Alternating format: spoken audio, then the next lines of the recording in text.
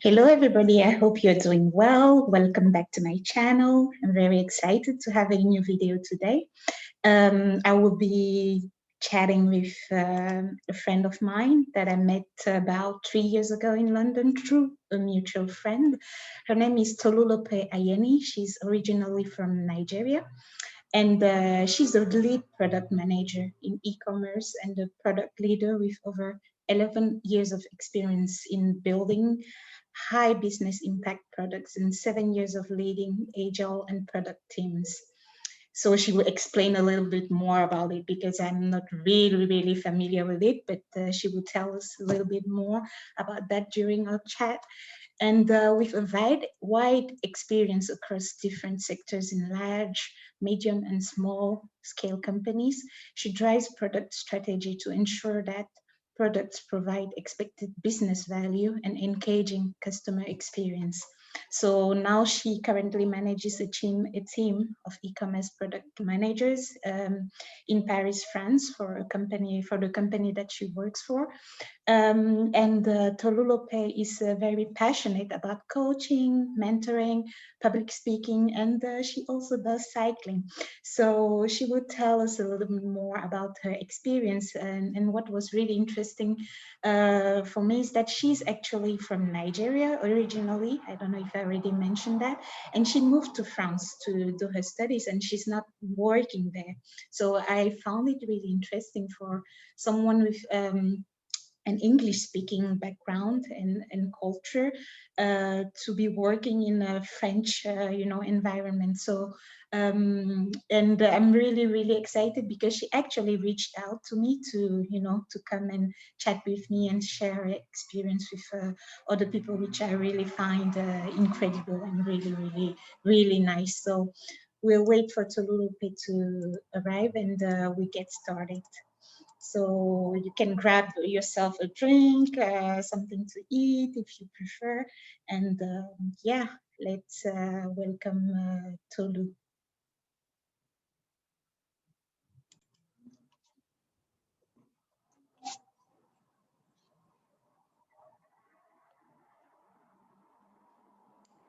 Okay, Tolulope is arriving.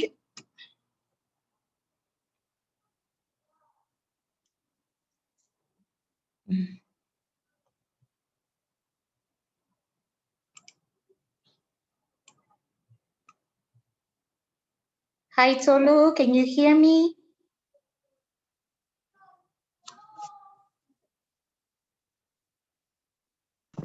Hello, how are you?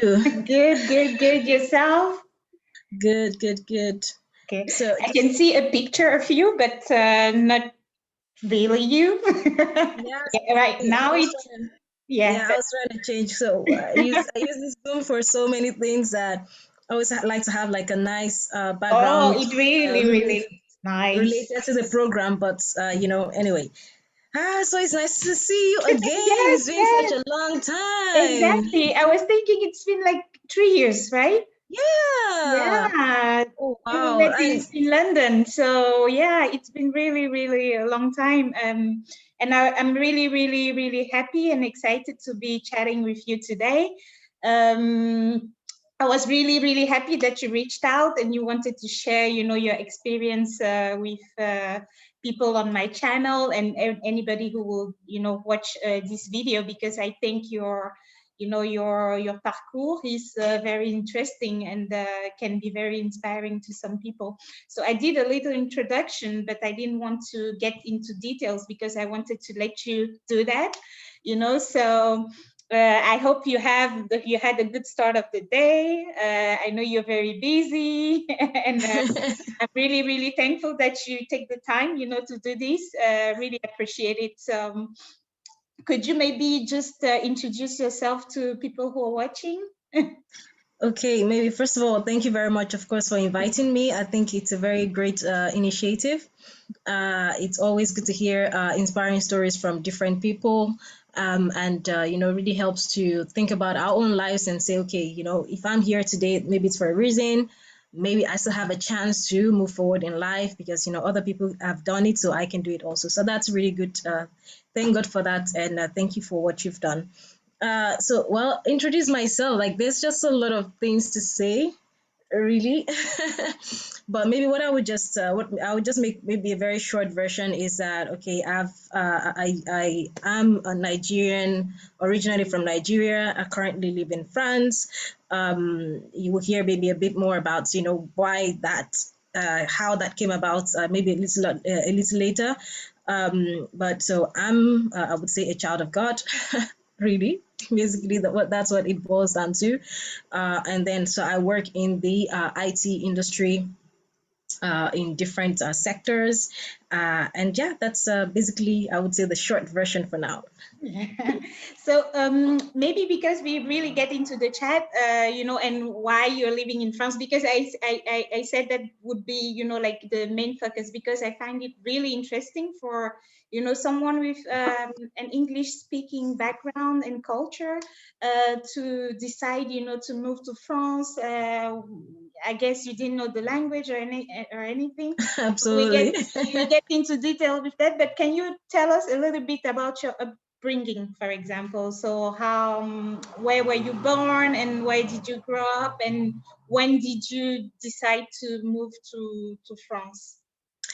Well, so actually, of course, I grew up in Nigeria, and most people that grew up in Nigeria, how Nigeria is. It's like a place, a culture where you're always striving for excellence. You know how they say in my country, they say Nigeria no they carry last, which basically means that you don't want to be last in anything. So your parents are basically, the moment you come out, they're like already saying, okay, you have to be the first in this, you have to be the first in that. And so that's the kind of environment I grew up in. It's actually, I would say, it's more like a competitive environment because everybody wants to be the best.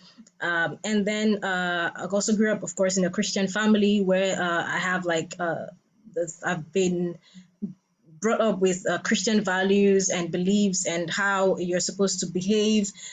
Respect also, which like in my culture, respect is very important. So how you're supposed to respect, first of all, yourself, and also respect elders, respect people. And I think just a mix of all this makes, I would say, generally people from Nigeria actually resilient and being able to adapt quickly to different cultures. Also thinking about the fact that Nigeria, we're a country of about 250 languages, the last time I checked. And of Just course, like Cameroon. yep, absolutely. And then you have, in addition to that, some dialects. I think about 500 dialects or whatnot. Wow. So already grew up in a culture. I already grew up in a culture of diversity. So like I don't speak all the languages. Actually, I feel like I speak only one of them, which is mine. But being able to kind of adapt and understand that, okay, the other person wouldn't not necessarily look like you, be like you. Also grew up in a place where you have a lot of Muslims, also like a multi-religious country. So Yeah. meaning like you would be living next door with an Islamic family, a Muslim family, and that's just totally fine because we're just like friends and neighbors. You have holidays when the Muslims are having the holidays. You also have the holidays with them when the Christians are having holidays. The Muslims also have the holidays with them, and so it's just like a whole mix of understanding that there could be diversity of thoughts of different kinds of people, different cultures, because the people with different languages do not do not have necessarily the same culture, and we are in the same country. So I think really all of this actually contributed to my upbringing and my view of the world today, because I see people as just different people with different unique abilities, unique cultures, backgrounds, context, and it just contributes to the richness, to the wealth of how we of I don't know, maybe a team, a group of people, friendship. That's just a contributing factor, and I think that's really shaped me today. All of that, in combination with my upbringing, my parents, and the environment has really shaped who I am today.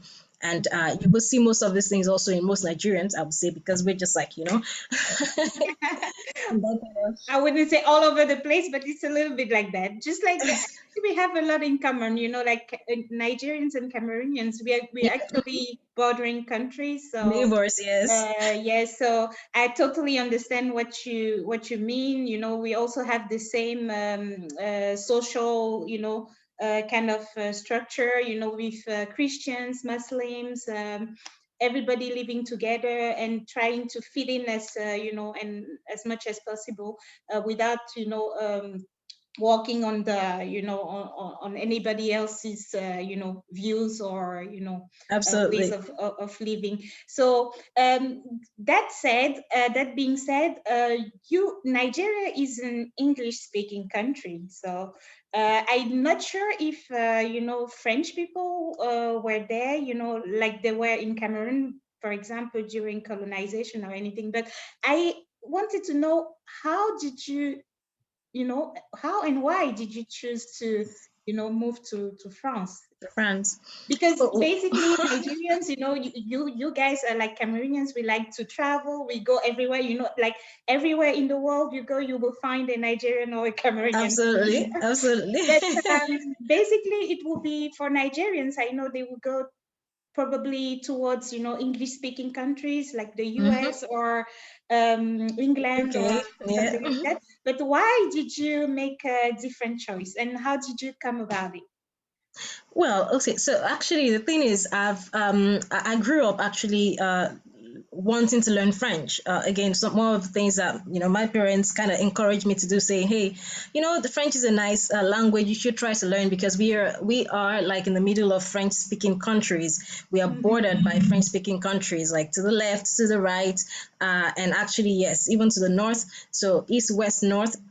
We are just bordered by French speaking countries. So French is also like actually I don't know if it's still the same now. I probably have to do some more research there, but French is the second lingua franca of Nigeria Oh, because we are in the Western ECOWAS. It's like the West African Union of mm-hmm. countries. So we call it ECOWAS. And so French, so English is the first language of that union, and then French is the second language because they have more French speaking countries. And so in the country, we have French classes. So from Okay. primary, secondary to university and everything. But the thing is, like, nobody takes it seriously. We don't necessarily have the best teachers. Mm. And like people just like French, okay, whatever. People are concentrate more on learning like mathematics, English. And Mm-hmm. French is not even that compulsory. English is like you have to pass English maths before you can go anywhere. But French, like nobody really cares. But Mm. my parents like were they were really saying, hey, you should learn French, and they would buy like some French books and things like I could read. And I was interested in French from primary school, secondary school. But unfortunately, I think from primary to secondary to university, I kept learning exactly the same things over and over again. So say like what colors, numbers, dates, and the basics, right? Yeah, yeah, yeah. And that never gets you anywhere, No, of and course not. and then when I got to and of course, so but I was really interested. I wanted to learn French because I just like it's just a sweet language. I should learn it. And so the opportunity came. Keep in mind, I just had all these bits and pieces all the way to university. And then after I graduated from university, was good. I started working. I had nice job, and I was enjoying myself, I would say. And then I decided, hey, I want to go for a master's. Okay. Um, I said, okay, good. Where do I go for masters? And so I kind of applied because I wanted to go to different schools, like prestigious schools and all. So I applied for masters in Nigeria, applied for masters in the UK, applied in Canada, and I applied in France because I was like, hey, why not? Let's see. Okay. Was that I got admission from all the schools that I applied to, and so I had to choose, like, okay, so where do I go? Do I go to the UK, Canada? Do I stay in Nigeria, or do I go to France? And I was like, why not? Let's check and see. Maybe France is going to work, and maybe yeah, that would be an opportunity for me to learn French, right? And so, of course, I pursued it. I was accepted finally to come to France, and I said, "Hey, we're going to France." And of course, everybody thought I was crazy because people were like, people I were can like, imagine. yeah, what are you going to do in France? Like, who are you going to speak with? Do you even know anybody in France? In France, nobody. Like, I knew nobody. UK, you're going to UK, Canada. There will always be Nigerians Yeah, that you yeah. everybody goes to the UK. Really, sometimes I even say like London is like second Lagos because you just be going on this. you hear your language and people speaking like Nigerian pidgin, like it's just normal. But Yeah. France is a whole, it's a different ball game entirely, you know. Mm-hmm. But I was like, hey, God, you're sending me there. I'm gonna go. It means that you're prepared everything for me already. So I'm just gonna go. And of course, actually, God just put a lot of different things together, especially the people that the school that I was going to, and also the people that I was going to meet. A lot of things happened. Like I got my visa late, you know, and they even threatened to like, okay, if you don't come, because you know how the visa process in some Yeah. countries are And you like were doing all this in French, but did you have someone help you? You know, no, like no, no, no. That was in English actually. it It's was in because English. because yeah, because my course, the course I was coming to study was an English course. It's an Okay, English okay, taught, all right. one of the very few English taught courses, right? Like it was like at a business, like engineering and business school. Okay, So in France, so it was like only it's English taught, all right. and like all over the world. So I was like, okay, it's one thing to go to France. It's a place, a country where you do not speak the language. It's another thing to try to learn French and do a course in In in, French, in French. yeah. So that's so I was like, okay, let's reduce the risk a little bit and just do Mm-hmm. English, you know.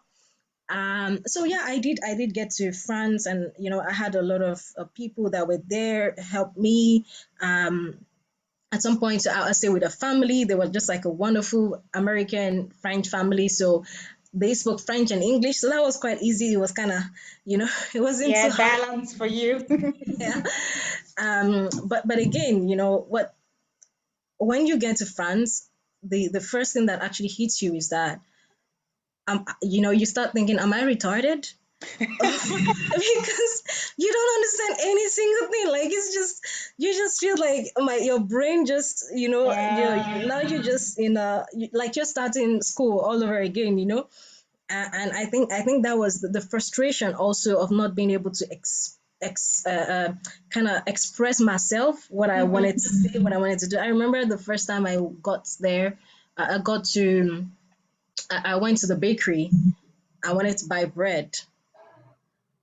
You know, and I was like, I can't remember what was the thing. I was like, the pain, pain, you know, and they were just like, and you know how the bakers, they're just looking at you like, do you know what you want or not, or you get out of here.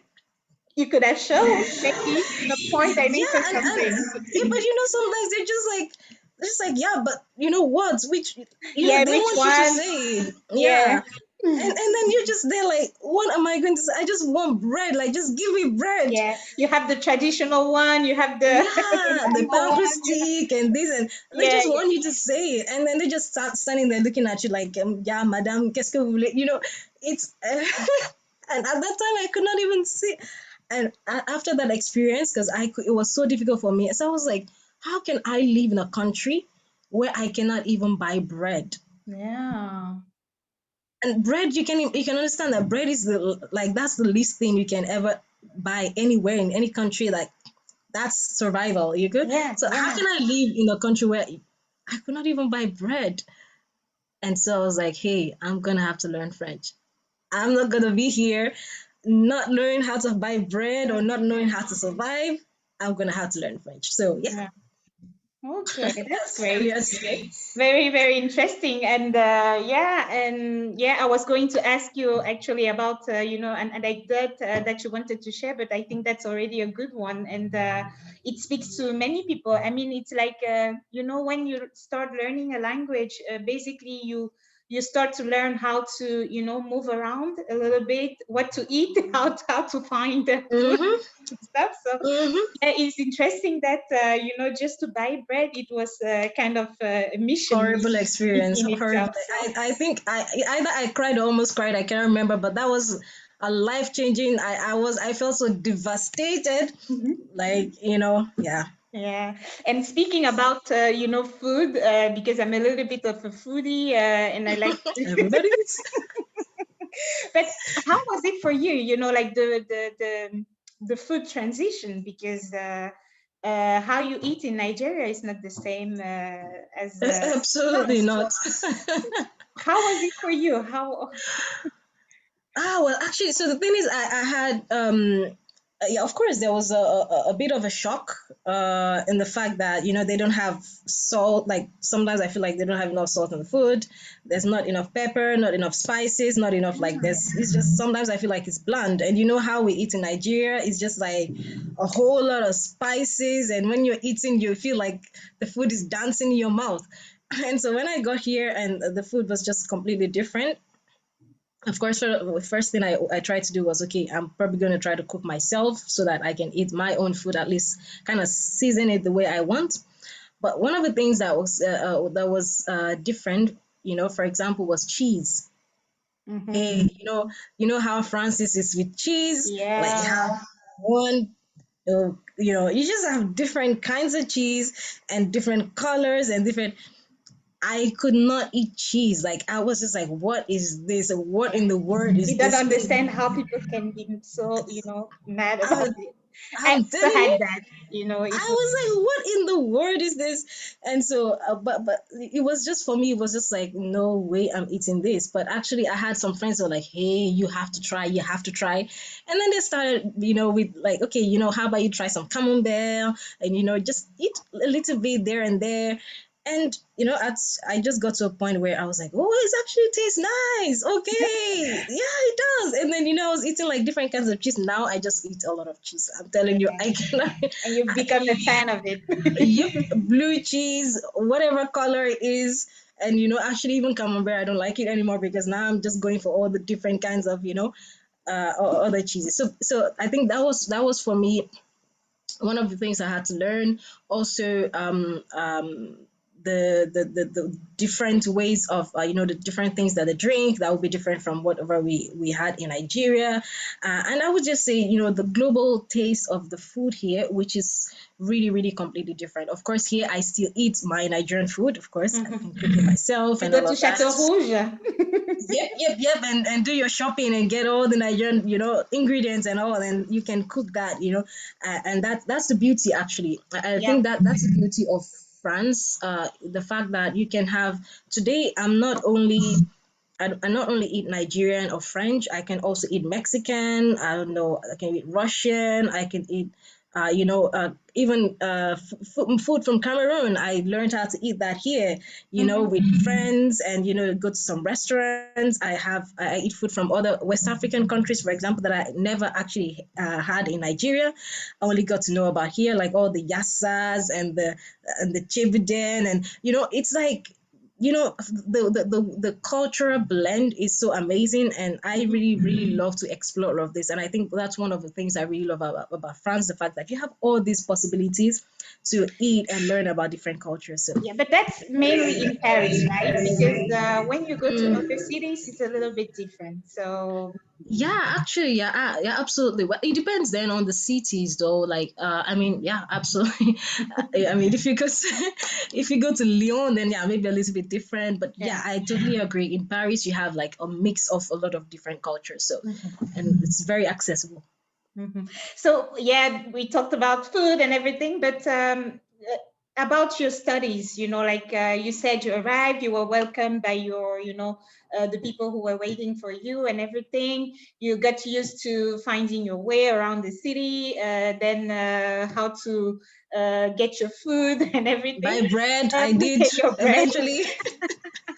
But how was it, at school? It's true that you were learning in English, but I guess the university environment was mainly French speaking.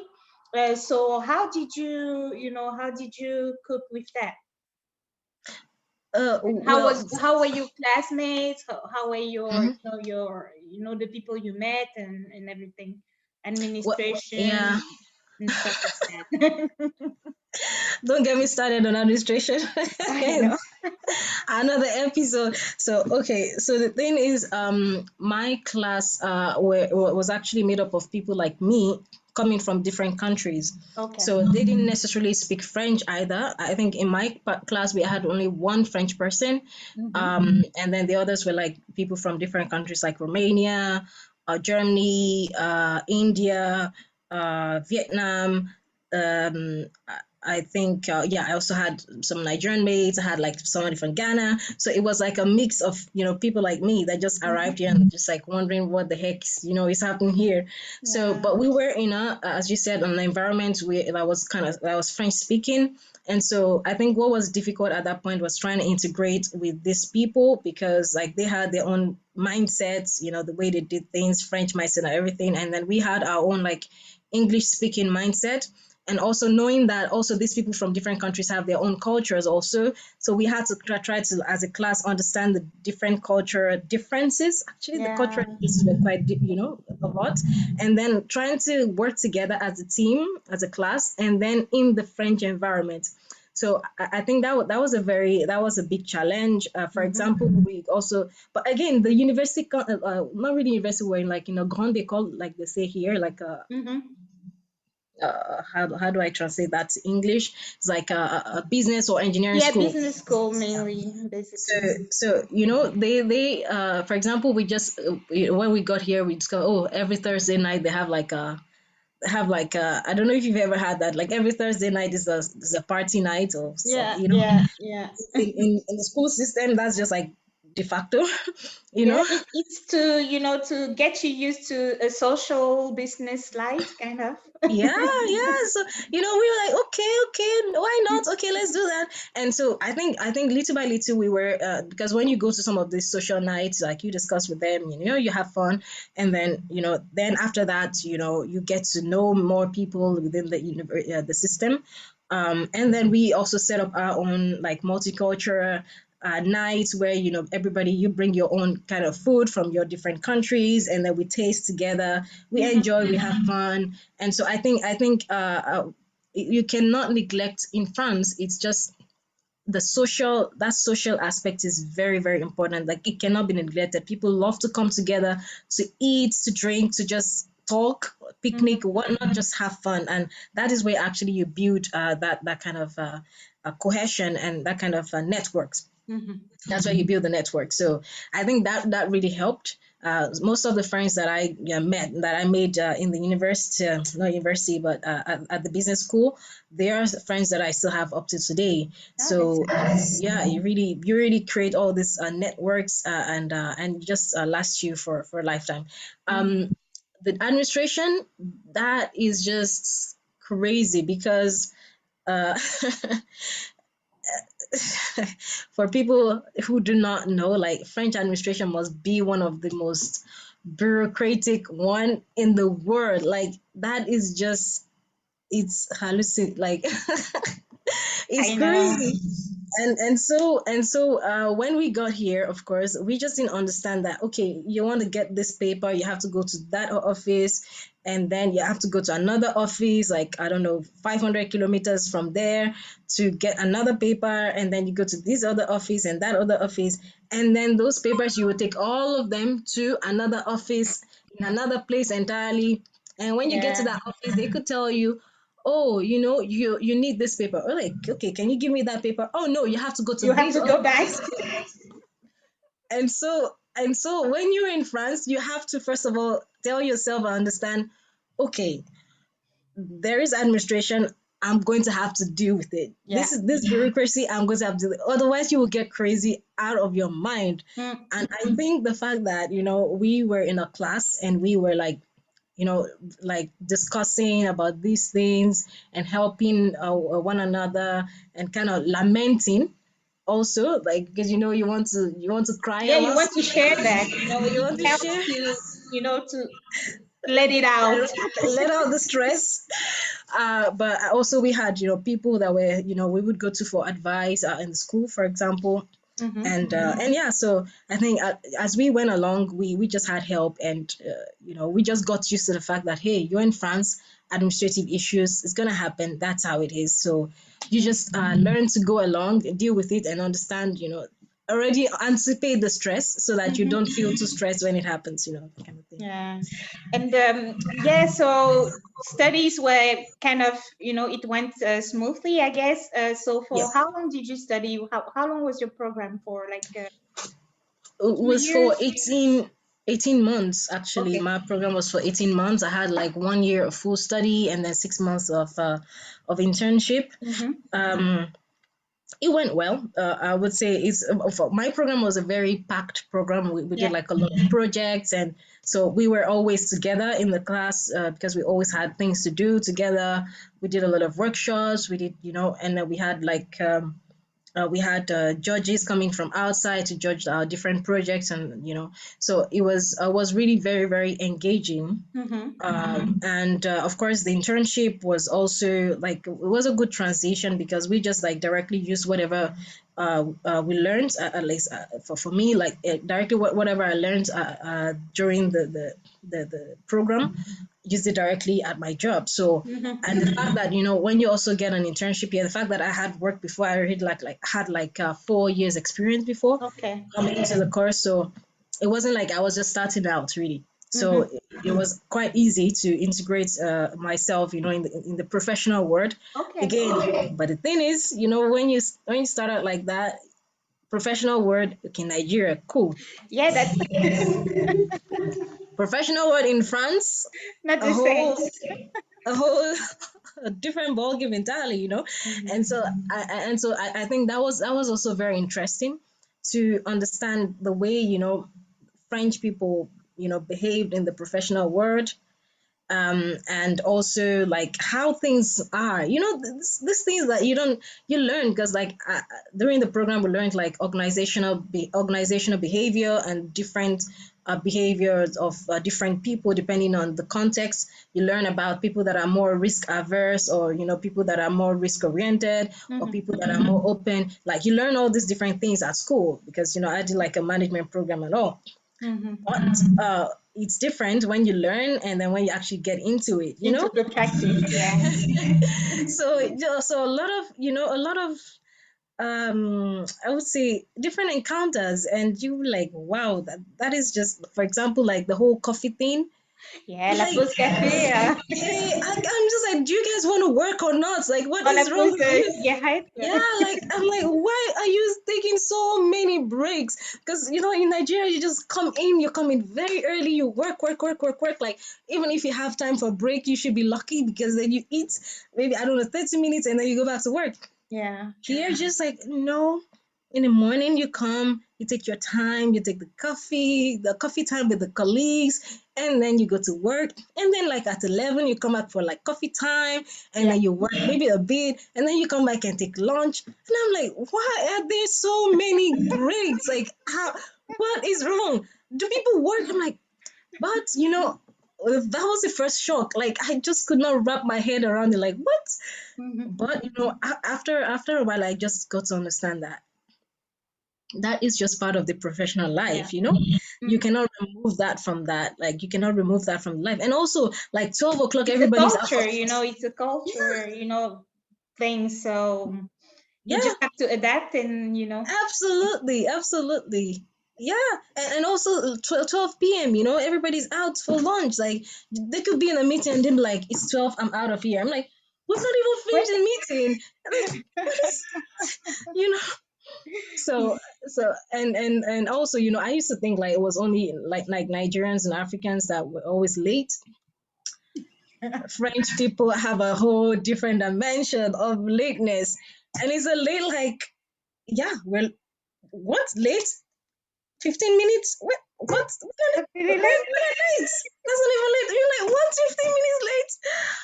So I think, it's really, again, it's the beauty of discovering a new culture, a Mm-hmm. new way of doing things, understanding, and especially when you're in a country, you want to understand how people behave, Yeah. why things are the way they are. And I think really being open, because that's really what has brought me so far also, is being open to understanding the different ways of doing things, and understanding, actually, it doesn't necessarily mean you have to do every single thing the way everybody does it, but really understanding why it's done that way, so that you can accommodate it, tolerate it, and also, be able to meet people where they are, and Yeah. don't get angry at people. Today, like, people are like, okay, it's 12, I'm leaving. I'm like, yeah, guys, let's close the meeting, we'll see tomorrow. Like, no big deal. You work Yeah. around Yeah. things. Yeah. Yeah. Okay. That makes it And better. so I just wanted to know, go back a little bit, but how did you transition, from studying to your professional life, in France? You already mentioned a little bit, but I'm interested to know how was it after, was it part of your internship, like for example, for myself, I know that I started my internship and then I got, a job contract, and that's how I stayed in the company I was working for at the time. But how did it go for you, for example? Was it a continuation of your internship, or did you actually, find, were you actually actively looking for a And job, again, yeah, yeah, yeah, in Paris yeah, after your program? yeah. Yeah, it was really more like, oh, I finished my internship. I did not stay at the company, and I just, looked for a job to go on, because I was like, hey, okay, now I actually, started I told you I was learning French, because I was like, hey, Mm-hmm. this is not possible. I'm not gonna be here and not know how to speak French and be stranded and lost or whatnot. So I was investing in really learning French, and I continued to do that, even during my internship and all of that. And I wanted to stay a bit more. I wanted to really. I loved the culture. I loved the different, just the differences. And so I was like, okay, I'm gonna pursue and look for an opportunity. If I get an opportunity to work here, all well and good. Yeah. If I don't get, yeah, and then I'm out of here. And so that was Also, basically you what. were looking actually to going back to Nigeria at the time, Yeah, well, but so you I didn't was find looking a at the job. possibilities. Yeah, I was looking at the possibilities. I was looking at other countries also. Mm-hmm. Actually, I think at a point I actually even had an internship offer in another country. I think that was Luxembourg or something. So, there were like possibilities of going to other countries also. Mm-hmm. But I was like, hey, like I started here in France, like, you know, And you why liked it not? actually, Yeah, I despite did. all the challenges and everything. So, I absolutely loved it, and especially the challenge of learning a new language. mm-hmm. I just love learning languages, and Mm-hmm. the challenge of learning a new language, that was just awesome for me. So, excuse me, I'm sorry. Okay, so You can get some water if you yeah, want. yeah, let me get let me get some water very quickly. Good.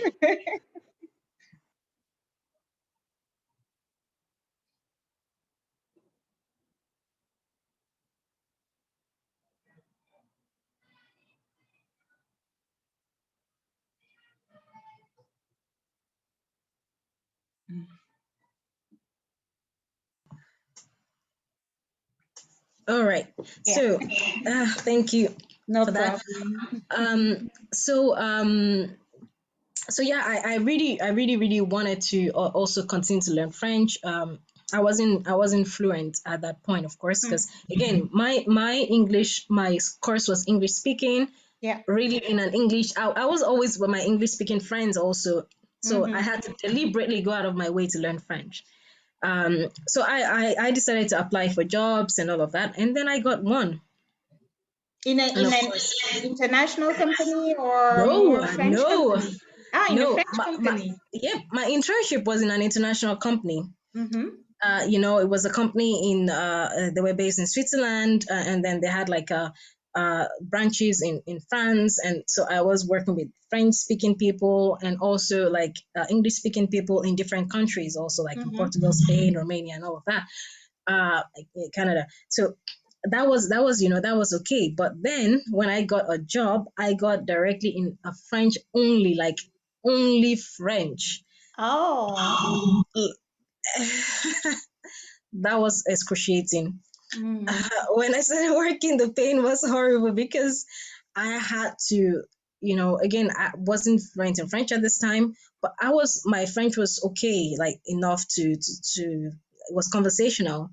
But when it came to professional French, Yeah, it's that's a different. different thing entirely, Yeah. you have to learn how to construct sentences professionally. You had to learn how to, address people professionally. You had to, this is different. And so but I really loved, I wanted to have that experience also. I think really God kind of placed that at that particular time because I needed it. If I Mm-hmm. had gone directly maybe to an international company, maybe I wouldn't have gotten that level of French. But the Yeah. fact that I was like put in that, it's like a baptism of fire. You just Mm-hmm. go into it and you just either you make it or it breaks you, you know. And and that was what happened. And I just went into that. And I can remember one day I wrote a document, and I think it wasn't my boss or somebody that read it and was like, this is not working for me.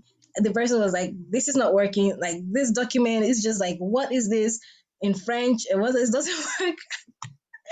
Oh my god. Oh, that was horrible. Sorry, I'm not interrupting you, but why did they hire you, knowing that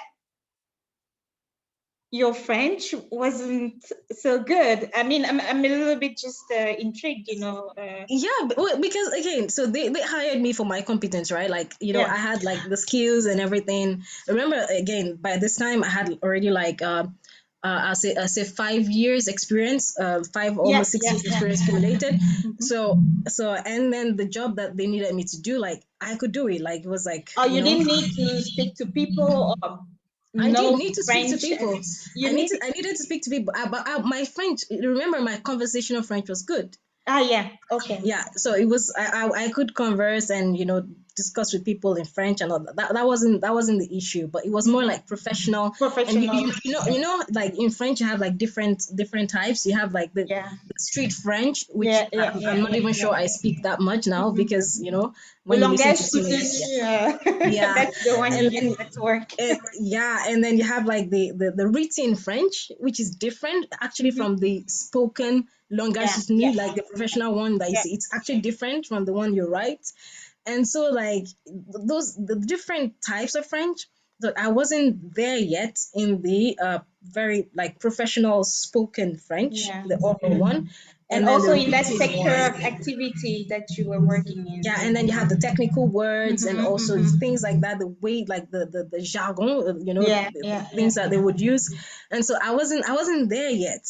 So but it wasn't a problem speaking with people. You Hmm. know, maybe I would make a few mistakes here and there, maybe some vocabulary that I would ask, okay, but you know, that wasn't a problem. But it was really, and so that really, you know, you know, it became an issue, of course, Yeah. at And some how did point. you handle that, that episode with your colleague?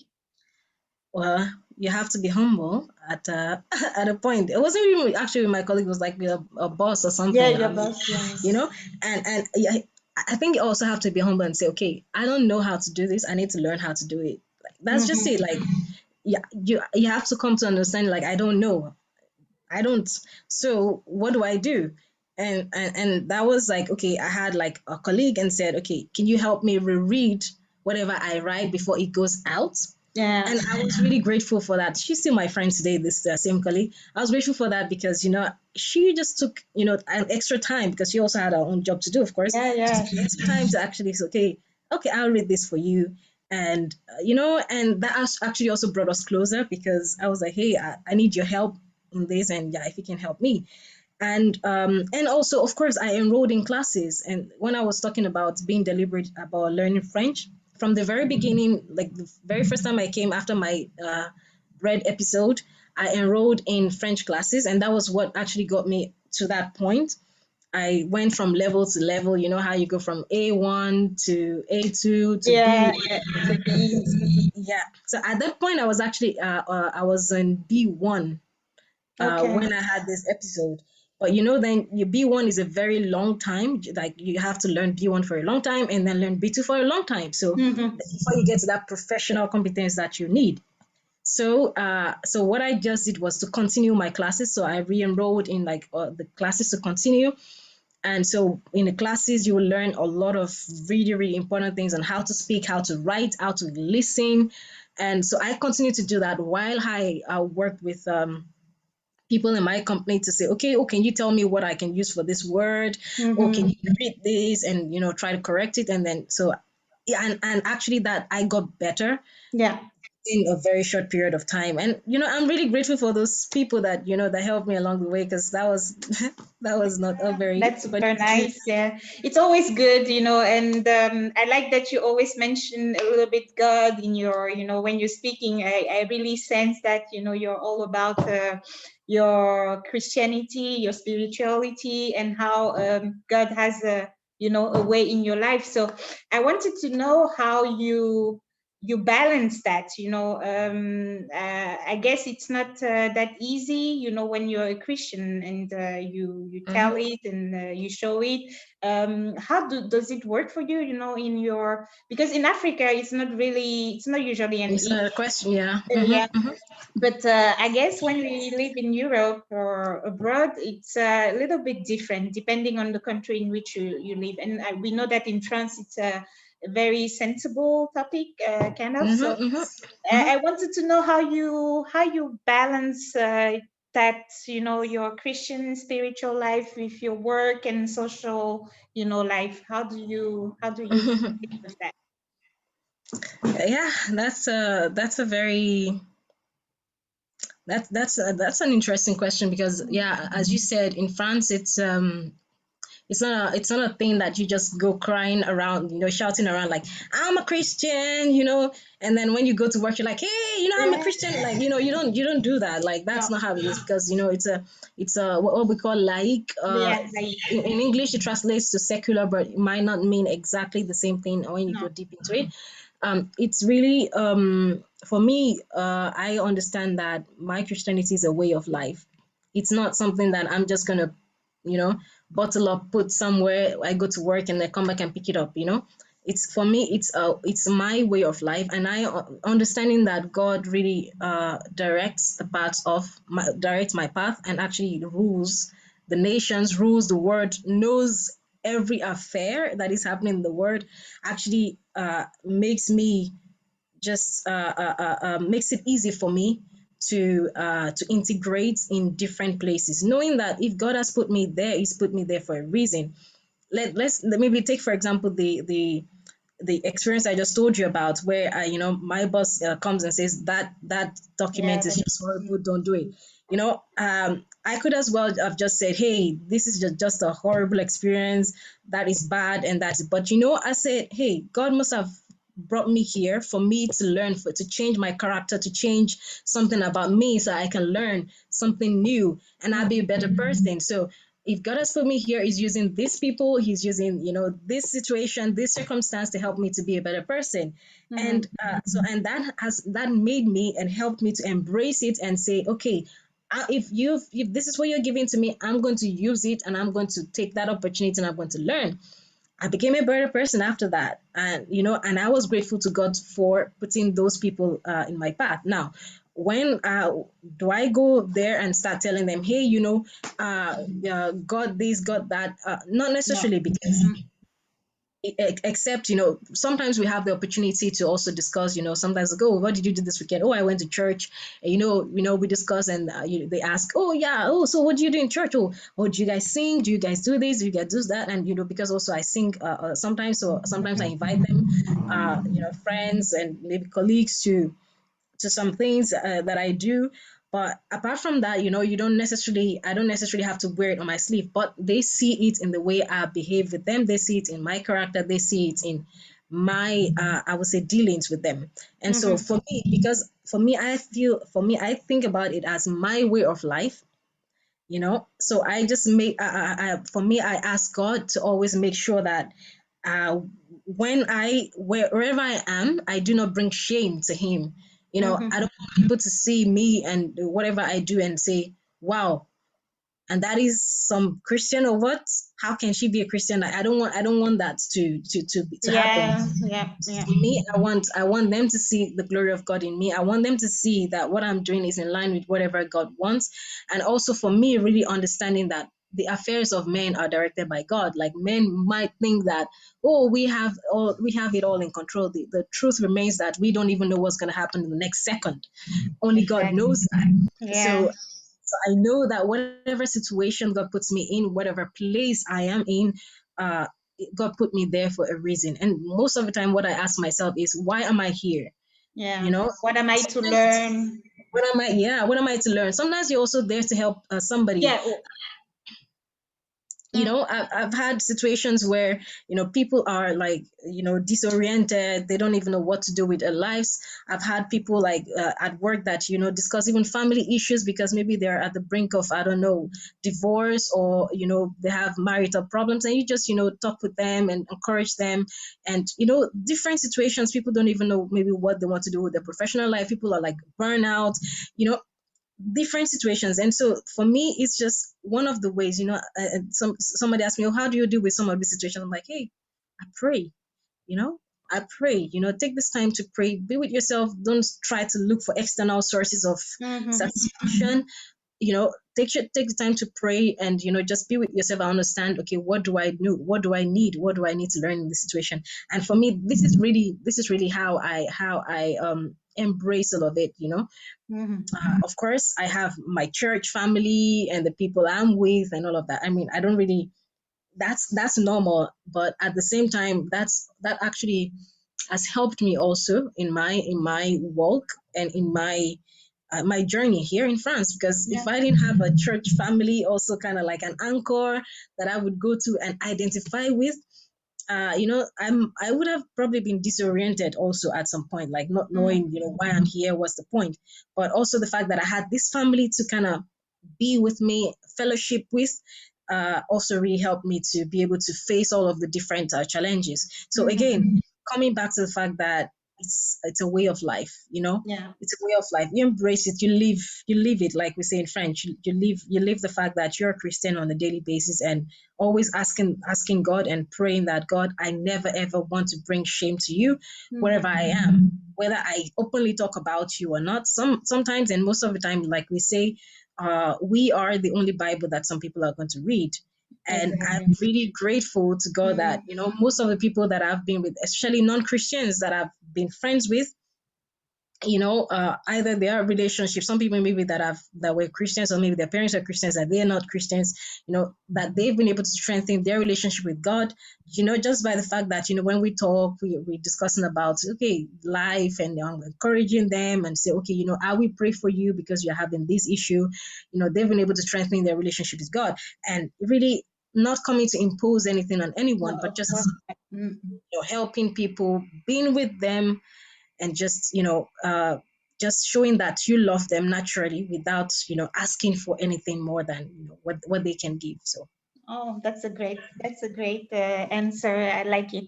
And I also wanted to know, since we are speaking about differences and stuff, have you ever experienced like strong racism, so far, I know it's also a difficult topic, well, so the thing is, well, coming here, there were so many things I didn't know about Europe. The very first time I came, again, being open to learning a lot of new things. I would say in it's different in different places depending on the countries. For example, being in France, there's like no, there's the racism. People, I have to be careful now about what I say because yeah, I know it's a very different people, sensible, yeah, different people experience it in different ways. tricky. Mm-mm. Yeah, but I would say for me, it's just like having like open racism where somebody just comes to you and says, "Hey, you have no right to be here. Get out of here." Mm, Like no one has ever done that. come to tell me that, like you have no right to be here, la, la.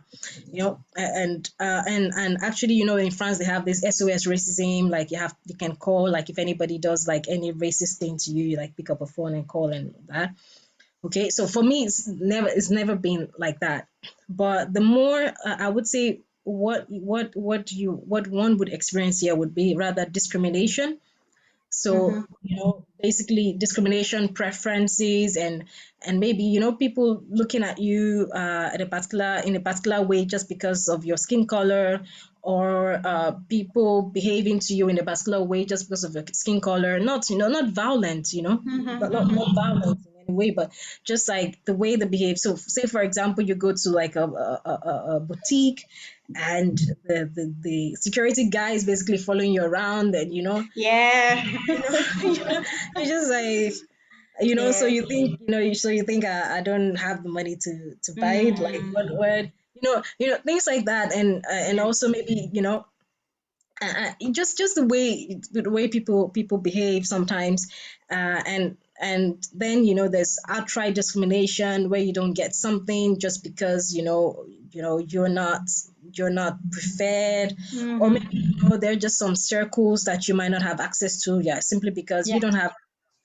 I think The there's right just name, for my example. name, yeah, and actually, of course, first of all, my name is just totally difficult for people to pronounce. I Mine always tell too. So people, I know all right, about and it. I always tell people this name is just like everybody. I feel like, most people in my generation have the same name as I do in Nigeria, because it's a common name. When I come Mm. here, they're like, "Ah, c'est original." Like, I Yeah. don't even know. It's pas original in my country. Like, all my friends bear the same name.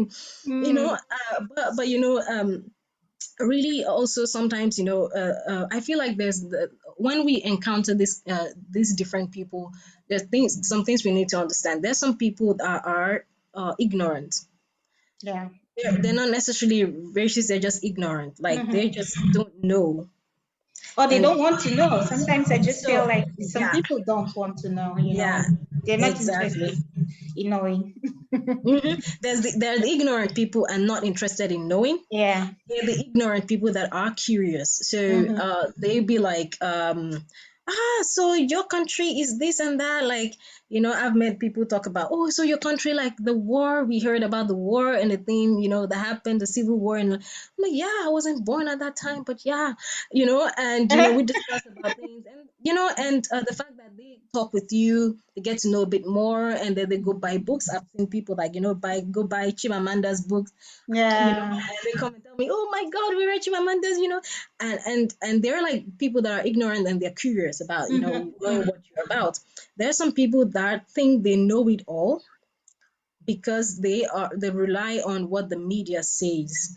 Mm. know, They rely on what the media, because what the media portrays here about Africa generally, especially knowing understanding that in France they know more about French, the francophone African Yeah. countries. Yeah. Yeah. And so what the media portrays about them is really that place where, you know like there's nothing happening there. It's very, Yeah. it's substandard. The portrayal is very, I would say, most of the time myopic, and Hmm. most of these people never been there They do not would. actually Yeah. understand Yeah. Yeah. the reality of things. And Mm. then there is different also for me coming from an English speaking African country. It's a different thing entirely, and so most of them don't even know how English speaking African countries are. Yeah. And so most times, I really come in contact with people that are like outrightly ignorant. They don't want to know, like you said, and people that are just outrightly that ignorant, but they're curious, they want to know, and so they ask Hmm. you for more information. And then there's just some people that feel like they know already, and they already judge you based on Mm. very On something myopic. they heard or saw, or yeah. Absolutely, Yeah. Yeah. absolutely. So these are the different situations that you have to deal with. And for Mm. me, like what is important, and I think this is what I tell most people, is that you have to be authentic in what you are, who you are, and what you do. Yeah. Like, know who you are, basically. Like, I think at a point actually I had a crisis in my mind, not like a physical crisis, but it was just like a mental crisis. I was trying to, like, okay, what is my identity now? Like, because I've so much learned about the French culture that I basically know a lot of even the French history. I could basically be your tour guide for tourism Mm. because I know a lot of different places, different cities. I know like I know a lot of things about France, and the Hmm. culture and everything, the people, the traditions, why they do certain things, because I really went out of my way to learn it. And then I also know a lot about my own culture, But then the question, so what am I now? Like, am I still Nigerian? Am I changing? Yeah, Yeah. you have to understand, like, but you have to understand that, okay, my background is this. I'm Nigerian. This is me.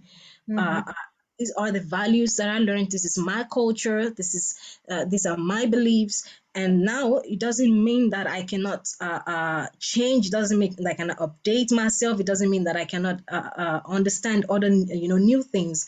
And really putting all of that together and saying, so who am I?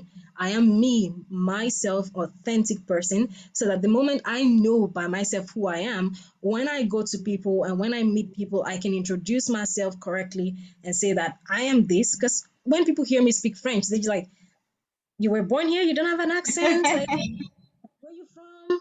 And then I tell them I'm from like English speaking country, like What? what, Yeah. and I think the fact that for me, I feel like that blend is me.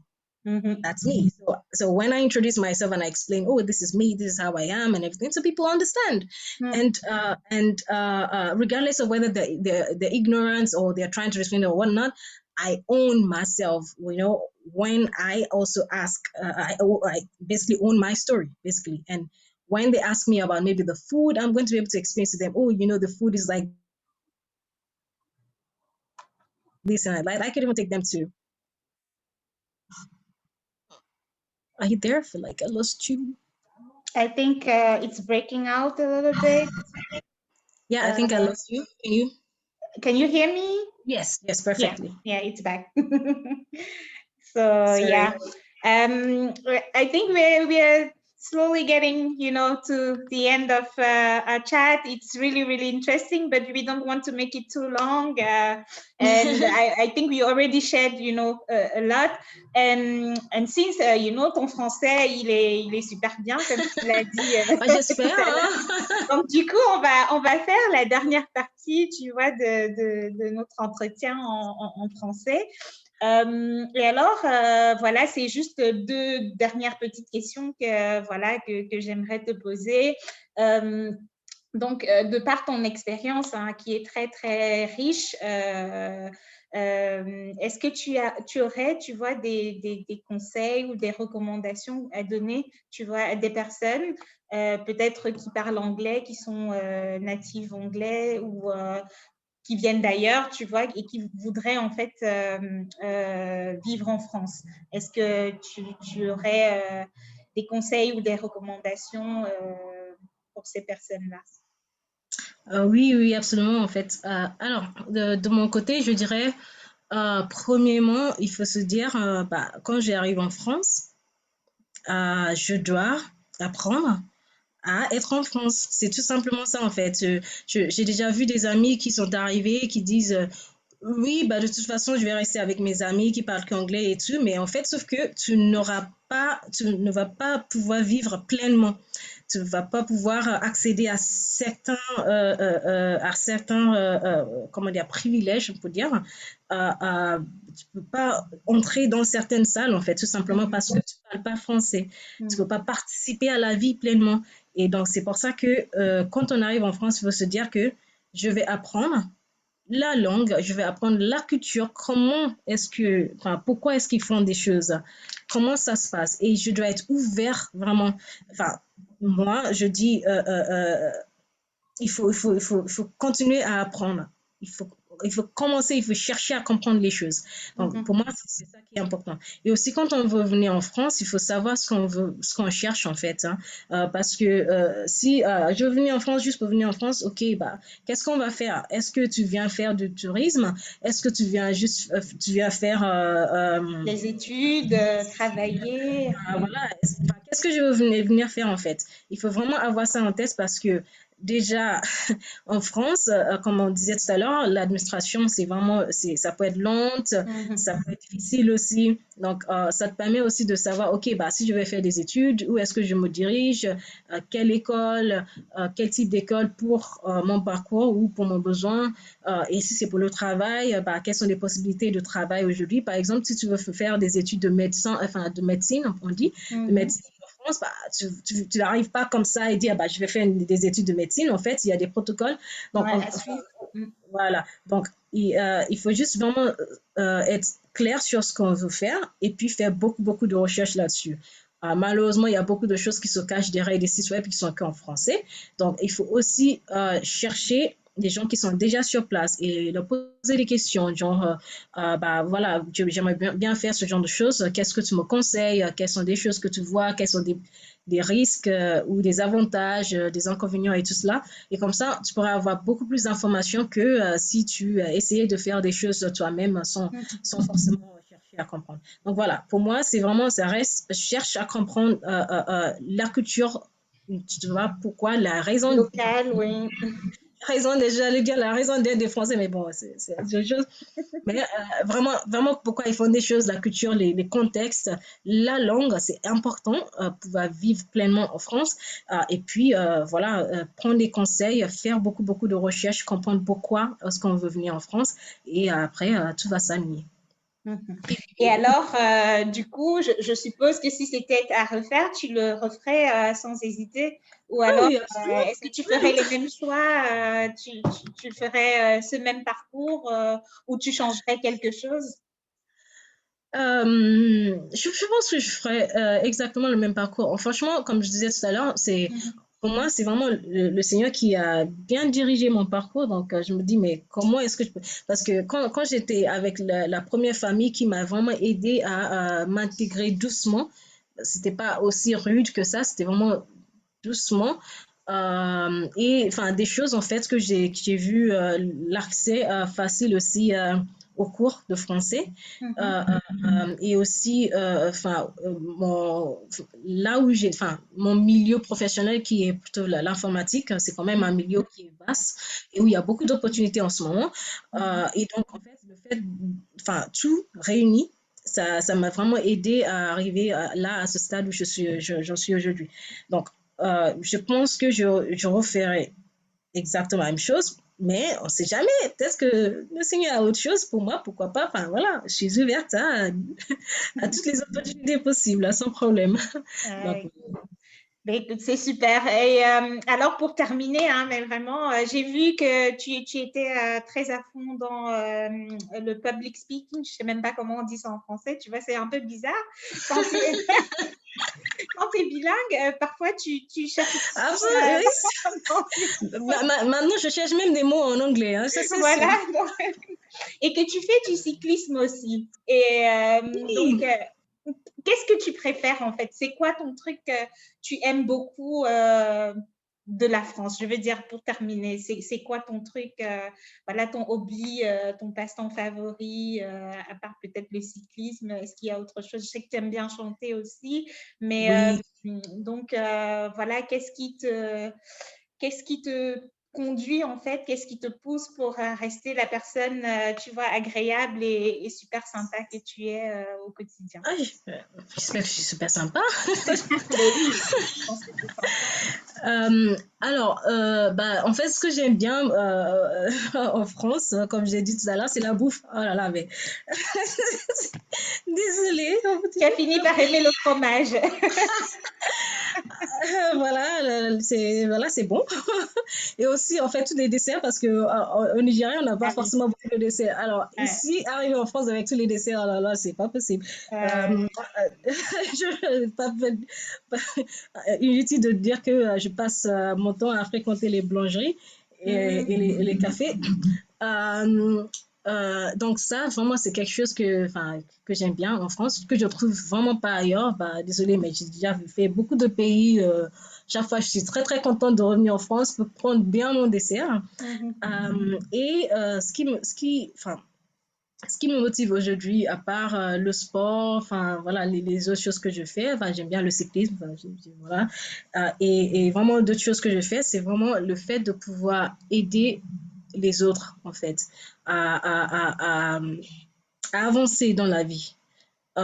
aider les autres à grandir, mieux se connaître, à mieux comment dire, enfin, aider les autres à devenir les meilleures personnes, en fait, les Mhm. meilleures versions d'eux. Mhm. Et c'est ce que je fais aujourd'hui. Par exemple, je fais du mentorat, enfin, ce qu'on appelle en français peut-être coaching, mais bon, Du coaching, ouais. mentoring. Mais en fait, enfin, je fais ça aujourd'hui parce que je me dis, il y a encore des personnes qui ne savent pas, en fait, et ils ne savent pas comment. enfin, tu sais pas comment, en fait. Voilà, tu t'es juste bloqué, tout simplement. Et le fait de pouvoir aider les gens, enfin, et leur dire, OK, bah, tu sais, tu peux faire comme ça, tu peux faire ces choses. Et sans forcément faire les choses pour eux, parce que c'est pas du tout ce que je fais. C'est vraiment les orienter vers, enfin, leur donner déjà des conseils et les orienter vers enfin, des choses qu'il faut faire et les aider à faire ça eux-mêmes. Parce que quand ils apprennent à faire des choses eux-mêmes, bah, ils vont prendre l'habitude et ils vont avancer plus vite dans la vie. Enfin, tu vois, en anglais, on dit il faut rester sur les épaules des géants pour voir un peu plus loin, en fait. Ouais, ouais. C'est juste ça, en fait. Et donc, moi, c'est quelque chose qui me motive aujourd'hui. Ben, je fais du mentoring euh, enfin, dans mon milieu professionnel. Je fais aussi du mentoring tout simplement de carrière pour voilà, vraiment aider les gens à mieux choisir leur parcours et aussi, enfin, au lieu de prendre du temps pour arriver à un but précis, bah, c'est beaucoup plus raccourci parce que bah, ils prennent des conseils et ils vont aller beaucoup plus vite. Donc Ouais. voilà, c'est quelque chose vraiment qui me motive aujourd'hui. Et ça, je le fais vraiment de manière spontanée, naturelle, dans toutes les parties de ma vie, on peut dire même spirituellement, enfin socialement, enfin voilà, mais aussi de manière un peu plus cadrée professionnellement. Ah, ben c'est super. Et ton expérience, en fait, c'est un super exemple, tu vois, pour toute personne que tu es appelée à accompagner, en fait, Tout à fait. dans leur vie. Donc, je trouve ça super génial. Ben, écoute, Tolu, merci vraiment, un grand merci d'avoir accepté l'invitation et d'avoir partagé, en fait, voilà, une partie de ton histoire avec nous. J'apprécie vraiment beaucoup et je ne sais pas si tu as autre chose à ajouter avant qu'on se dise au revoir. Bah, j'allais dire merci et merci à toi de m'avoir invité parce que c'est pas tous les jours qu'on est invité à partager les histoires, à partager des choses. Ça fait plaisir de partager et de discuter. Donc, merci beaucoup. Ouais. Bah, j'espère qu'on va se voir à un moment Oui, donné parce que c'est vrai que ça, c'est bien, ça, ça commence à ça s'ouvrir. commence à s'ouvrir. Voilà, on va pouvoir à nouveau voyager un peu bientôt. Donc, Oui, et je exactement. pense que ça va se faire assez C'est rapidement. rapidement. Oui, voilà. Donc, Ouais, donc après, je dirais juste, enfin voilà, pour terminer que bah, foncez, tout simplement. Foncez. Si vous avez des doutes sur un truc, ne restez pas sur vos doutes en fait. Hein. Euh, vous êtes pas sûr sur quelque chose en particulier, bah, vous faites des recherches, prenez des conseils, cherchez vraiment. Enfin, essayez de chercher des renseignements, enfin, appelez, vraiment faites quelque chose. Ne restez pas sur vos doutes. Il vaut mieux avancer plutôt que de rester et se dire à la fin, et si j'avais su ou si j'avais tenté, peut-être que j'aurais eu telle et telle chose, alors que bah, si vous avez fait quelque chose, au moins vous serez soit sûr que bah, c'est pas pour moi, ouais. soit Ou alors bah, faire autrement, parce que parfois exact, c'est aussi le procédé ou le processus qui ne marche pas. Donc, je suis tout à tout fait à d'accord fait. avec toi. Ouais. Tout à fait. Donc voilà, c'est ce que je vais dire. Foncez Ah ben et c'est ne super. restez pas sur vos doutes. C'est génial. Merci beaucoup, Tolu. Et ben, je te souhaite un très bel après-midi. J'espère que vous avez du soleil aussi un peu Ah non, mais aujourd'hui. les Non? Parisiens, en ce moment, je pense que c'est partout pareil. Hein, donc l'été est déjà là, mais voilà, on Oui, cherche mais pas encore. vraiment. Ouais. Allez, je te fais de Merci gros beaucoup. bisous et puis on se dit à bientôt. Merci beaucoup. À bientôt.